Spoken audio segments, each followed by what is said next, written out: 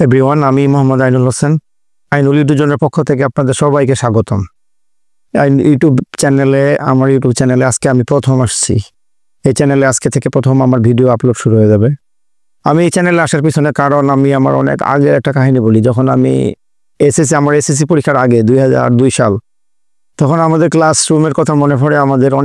আমাদের হলরুমে অনেক স্টুডেন্ট, 100-র কাছাকাছি স্টুডেন্ট থাকে। তো আমাদের স্যার প্রথম বলল যে আমি বলতে পারি কিছু স্টুডেন্টের মুখ দেখলে বলতে পারবো যারা এসএসসিতে ফেল করবে। এবার ওই 100 জন স্টুডেন্টের মধ্যে স্যার সর্বপ্রথম আমার নাম বলছে। আমি আমার স্যারকে দোষ দিই না, স্যারের প্রতি আমার শ্রদ্ধা। কিন্তু একটা দুর্বল স্টুডেন্ট যারা মোটেও ইংরেজি বুঝে না, তাদের জন্য এরকম একটা পরিবেশে স্টেজে দাঁড়ানো বা আমি পাস করব, আমার মধ্যে একটা কনফিডেন্স নিয়ে আসা, দেখা যায় ম্যাক্সিমাম স্কুলেই দেখা যায়, ক্লাসে দেখা যায় 1 থেকে 10, এই 10গুলোকে নিয়ে আমরা নাচানাচি করি, ভালোগুলোকে নিয়ে আমরা বলি। কিন্তু 10-এর পরের স্টুডেন্টগুলোর খবর আমরা খুব কম রাখি। আর এই 10-এর পরের স্টুডেন্টগুলোর জন্য আমি এখন থেকে আমার এই ইউটিউবে আসা। আমি এরকম অনেক স্টুডেন্ট দেখছি যাদের অবস্থা খুবই খারাপ ছিল ইংলিশে, তাদের মোটেও কনফিডেন্স ছিল না। অনেক স্টুডেন্ট আছে যে বলতো আমাকে যে স্যার আমার পড়াশোনা বাদ দিতে মনে চায়, কেন যে পড়াশোনা বন্ধ করে দিই, আমি ইংরেজি বুঝি না, মোটেও বুঝি না। আমি একটা স্টুডেন্টের সঙ্গে একদিন একটা প্রোগ্রামে গেছিলাম, গিয়ে তার সঙ্গে একটা কাজ করতেছিলাম। বললাম এই যে আমি এই কাজটা করতেছি, ইংরেজি করো তো। বা আমি সরাসরি বলি, ও পেঁয়াজ কাটতেছিলাম, বললাম আমি পেঁয়াজ কাটতেছি, ইংরেজি বলো তো। বা আমি তরকারি কাটতেছি বা তরকারি তৈরি করতেছি, ইংরেজি বলো তো। আমি পারি না। কেন পারো না? বলতেছে আমি এত দুর্বল, আমি ইংলিশ মোটেও বুঝি না, এই দুঃখে মনে চায় আমি পড়াশোনাটা ছেড়ে দিই। আর এইখান থেকেই আমি শুরু করলাম যে আমার পড়ানোটা, ইংরেজি পড়ানো।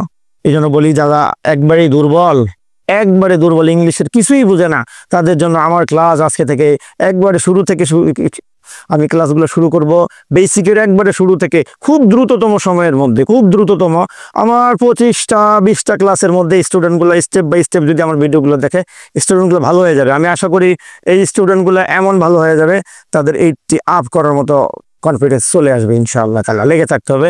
এই জন্য আশা করবো আমার চ্যানেলের সঙ্গে সবাই লেগে থাকবে, সাবস্ক্রাইব দিয়ে, লাইক দিয়ে, এইভাবে আমার সঙ্গে লেগে থাকবে, আমার চ্যানেলটাকে সাহায্য করবে। আর স্টুডেন্টরাই সাহায্য করা মানে তাদের নিজেদেরকে সাহায্য করা হবে। আমি আমার সাধ্যের মধ্যে সর্বোচ্চ I will try my best, আমার স্টুডেন্টগুলোকে ভালো বানানোর চেষ্টা করবো। এই অতীতেও আমি এরকম অনেক স্টুডেন্ট দেখছি যাদেরকে আমি ভালো বানাই ফেলছি। আল্লাহ ভালো বানাইছে, তাদের চেষ্টা ছিল আর আমি মাধ্যম ছিলাম। অনেক স্টুডেন্ট ভালো হয়ে গেছে। আবারও কনফিডেন্টলি বলতে চাই, আবারও বলতে পারি আমি যে আমার সঙ্গে যারা লেগে থাকবে, বড়টা 20-22টা ক্লাসের মধ্যে ওই স্টুডেন্টটা ভালো হয়ে যাবে। আমি ম্যাক্সিমাম টাইম কোনো স্টুডেন্টকে যখন টেস্ট করি, তখন আমি ওই স্টুডেন্টটা ভালো কিনা খারাপ আমি একটু টেস্ট করে ফেলি। ঠিক এইভাবে টেস্ট করি। একটা বাক্য দেই, সি কলড মি। এই স্টুডেন্টকে একবারে দুর্বল, এটাকে আমি বাংলা করতে বলি, বাংলা করো তো। তাকে যদি আমি বলি যে কল মানে বলা বা ডাকা, তুমি এটাকে বাংলা করো, তো স্টুডেন্ট যদি ভালো না থাকে বেসিক, সেটা আচও করতে পারে না। আবার আমি তাকে ইন্টারগেটিভ, একটু ভালো দেখলে ইন্টারগেটিভ করতে বলি, আর একটু ভালো দেখলে আমি নেগেটিভ করতে বলি, নেগেটিভ করো তো। আবার ক্লাস 9-10 স্টুডেন্ট হলে আমি তাকে ট্যাগ কোশ্চেন করতে বলি, যে ট্যাগ কোশ্চেন করো। আর একটু ভালো হলে তাকে আমি কমপ্লেক্স করতে বলি।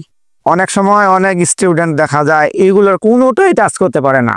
ওই স্টুডেন্টকে তখন আমি প্রশ্ন করি, বলো তো এ থেকে জেড পর্যন্ত লেটার সব মিলে কয়টা? তখন কি বলে জানেন? তখন আর বলতে পারে না, তখন পিছনে হাত নেয় নিয়ে বলা শুরু করে দেয়, গুণা শুরু করে দেয়। আমি বললাম গুণা যাবে না। তো এমন স্টুডেন্টগুলোকেও আমি এটিএফ করে ফেলছে। এটা আমি বুকে হাত দিয়ে বলতে পারি। আমার স্টুডেন্টগুলো আমাকে এখনো বলে যে স্যার আপনার সঙ্গে দেখা হয়েছে, আর দেখা হওয়ার পরে আমরা এরকমভাবে ইংরেজিটা শিখে গেছি স্যার। আমার অনেক স্টুডেন্ট ফেসবুক পেজের মধ্যে অনেক ভিডিও দেখার পর বলে স্যার মনে হয় আমার জীবনে স্টার্ট করছিলাম আপনাকে দিয়ে ইংলিশ দিয়ে, আজকে আমি ইংরেজি পারি স্যার। আমার এমন অনেক স্টুডেন্ট আছে, তাদেরকে আমি টেন্স পড়াইছি, যারা IELTS 7 পেয়েছে, স্পোকেনে 7 পেয়েছে। আমার স্টুডেন্টের সঙ্গে আমি কথা বলতে ভয় পাই। ওর স্পিড, ওর ফ্লুয়েন্সি এত বেশি, ওর স্পিড এত বেশি, যে আমি ওর সঙ্গে কথা বলতে আমার স্টুডেন্টের সঙ্গে ভয় পাই। এমন স্টুডেন্ট হয়ে গেছে। এই জন্য আমি বলি শুরু করে দিব আমি, ভালো হওয়ার দায়িত্ব স্টুডেন্টের চেষ্টা করে ভালো হয়ে যাবে ইনশাআল্লাহ তাআলা। দেখি আমি একটু আমি যারা একবারে দুর্বল, একটা ইংরেজি বাক্যকে বাংলা আর বাংলা বাক্যটাকে ইংরেজি, এই দুইটা যদি কোনো স্টুডেন্ট করতে পারে এনাফ তার জন্য। কিন্তু ম্যাক্সিমাম টাইম স্টুডেন্ট এইটাই পারে না। Syllabus, voice, narration, right from verb, এরপরে টেক কোয়েশ্চেন, তারপরে হলো কানেক্টর, চেঞ্জিং সেন্টেন্স, এগুলো তো সিলেবাসের জিনিস, এগুলো হলো এগুলো পড়তেই হবে। বাট একটা স্টুডেন্টের যদি ন্যূনতম বেসিক না থাকে, একটা ইংরেজি বাক্য আমি এটাকে বাংলা করব, কিভাবে আমি বাংলা করব? আবার এই বাক্যটাকে আমি প্রশ্নবোধক করব, কিভাবে করব? দেখি আমি শুরু করি, আজকে শুরুর ক্লাস তো, এই বাক্যটা বাংলা করব। কল মানে যদি ডাকা চিন্তা করি, তাহলে এখানে ইডি আছে, মানে বলতেছে আমি পাস্ট পার্টিসিপল ভার্ব টু, আমার সঙ্গে একটা লাম লো লেনের সম্পর্ক বা অতীত হয়ে গেছে বাক্যটা। তাহলে সি মানে আমাকে, এটা বুঝে স্টুডেন্ট, সি মানে সে, এটা বুঝে, আর মি মানে আমাকে, এটাও বুঝে। বাট কল আছে, কল দিয়ে বাংলাটা কিভাবে করতে হবে বুঝে না। তাহলে কি হলো, সি মানে সে, আর আমাকে মানে আমাকে, কল মানে ডাকা, ডাকার সঙ্গে পাস্ট স্টাইলে দিলে হয় লামলো লেন, তার মানে সে আমাকে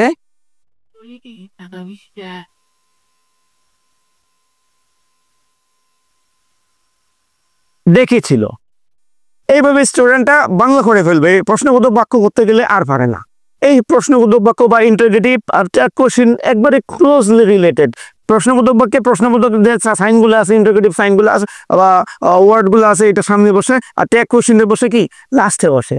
যেমন এখানে ভার্ব টু থাকলে এই বাক্যটা কি হবে, ডিড দ্বারা শুরু করতে হবে। ডিডের পরে কি সাবজেক্ট, এরপরে স্টুডেন্ট আর কি এখানে কল্ড, অনেকেই কি লিখে দেয় কল্ড। অনেকে এই বিষয়টা বোঝে না যে একটা বাক্যের মধ্যে ডিড থাকলে আর জীবনও ভার্ব টু হয় না, ভার্ব ওয়ান হয়, ভার্ব ওয়ান হয়। তাহলে এখানে কি হবে, did she call, did she call, এরপরে এই যে প্রশ্নবোধক বাক্য দিলাম। আর এক স্টুডেন্ট আরেকটু এটাকে যদি ভালো করতে যায়, যে সেন্টেন্সে নট নাই, এন দিয়ে কমা দিয়ে ডি দিই, ভালো হয়। এরপরে নেগেটিভ করতে গেলে প্রথমে সাবজেক্ট বসে সি, সাবজেক্টের পরে এই ডিড আছে না, ডিড নট আসবে, কি আসবে ডিড নট। এরপরে ডিড থাকলে আর কল হয়, কল হবে না। তারপরে হলো মি, টেক কোশ্চেন সেম, বা কোটা লিখবো সি কল্ড মি। আমি তো স্টার্টিং এ আজকে এখানে আসার কথা না, আমি জাস্ট দেখাচ্ছি একটা স্টুডেন্টের বেসিক যদি তার না থাকে, এই সিম্পল জিনিসগুলো, সিম্পলগুলোই পারবে না সে, তাহলে তার পক্ষে প্যাসেজ ন্যারেশন, তার পক্ষে একটা প্যাসেজ বুঝা, রাইট ফ্রম ভার্বের প্যাসেজটা বুঝে ওয়ার্ডগুলোকে উপর থেকে দেওয়া থাকে, ক্লুগুলোকে নিচে নিয়ে এসে বসানো এবং গ্রামাটিক্যাল টার্মগুলো ঠিক করা, এটা অনেক কঠিন বিষয়। এই জন্য বলি স্টুডেন্টের বেসিক আমি একবারে শুরু থেকে বেসিক আলোচনা করবো ইনশাআল্লাহ তাআলা। আমি আশা করি আমার স্টুডেন্টগুলো দেখবে আমি ট্যাগ কোশ্চেনটা করে ফেলি। সে থাকলে আমরা জানি সাবজেক্টের পরে এখানে লাস্টে সাবজেক্টটাকে একবারে শেষে বসাইতে হয়। এরপরে কল বলতেছে আমি ভার্ব টু, এখানে ডিড লাগে, কি লাগে ডিড। সেন্টেন্সে নট নাই, এন দিয়ে অ্যাপোস্ট্রফি দিয়ে টি। এইভাবে যদি স্টুডেন্টটা বোঝার চেষ্টা করে যে ভার্ব টুর সঙ্গে একটা ডিডের সম্পর্ক, প্রশ্নবোধক করতে গেলেও ডিড আসে, তখন এই স্টুডেন্টের জন্য ইজি হয়ে যায়। আমি চেষ্টা করবো স্টুডেন্টদের কাছে ইংলিশটাকে ইজি বানানো। এরপর এটাকে কমপ্লেক্স করবো, কমপ্লেক্স তো অনেক কমপ্লিকেটেড বিষয়।